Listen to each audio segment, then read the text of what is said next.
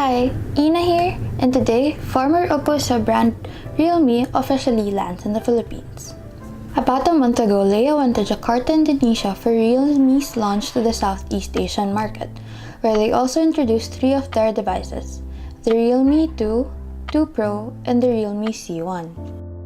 I'll leave a link above for Leia's first impressions, but now let's continue with today's unboxing and quick review of RealMe's entry-level device, the Realme C1.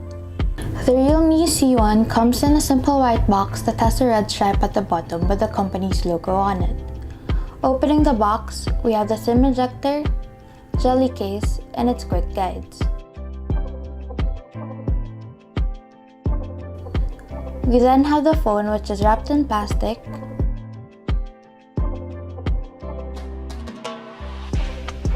a micro USB cable, and the wall adapter.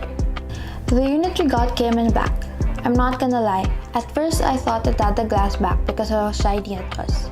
Turns out it's just made out of polycarbonate plastic. Unlike glass-backed phones, the C1 isn't as much of a fingerprint magnet, but do remember to bring a microfiber cloth with you just in case. It has a metal frame, making it easy to hold even though it feels a little big on the hand. Realme opted to skip fingerprint scanning with this one, so you won't find the fingerprint scanner at the back like most phones nowadays. Instead, you have other security options like the PIN and Face Unlock. It has a 6.2-inch HD plus IPS LCD display with a notch on top. It's almost bezel-less but has a pretty big chin, narrowing its screen-to-body ratio down to 88.8%. Its display is bright enough, but when you do dim it down, it really becomes dim. The power button is located at the right, while the volume rocker and SIM card slot are on the left. Its tray can carry two SIMs and a micro SD slot. At the bottom, you'll find the micro USB port, speaker grill, and the 3.5mm jack. While it does have a headphone jack, do remember that Realme didn't include earphones with the C1. Now, let's talk about its cameras. The C1 is a 5-megapixel selfie camera with an f2.2 aperture. It's pretty decent, but its bokeh isn't that clean like other phones. It has dual shooters at the back with a 13-megapixel main camera with an f2.2 aperture and a 2-megapixel depth sensor, which are okay as well.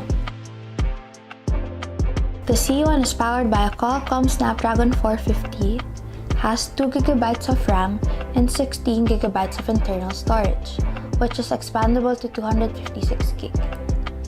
It runs on ColorOS 5.1 with Android 8.1 Oreo.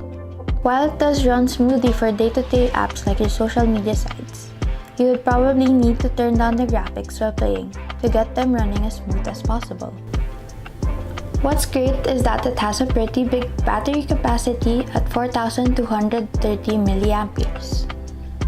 This should probably last you a day and a half without charging, but do remember that it only charges via micro USB, so it might take a while.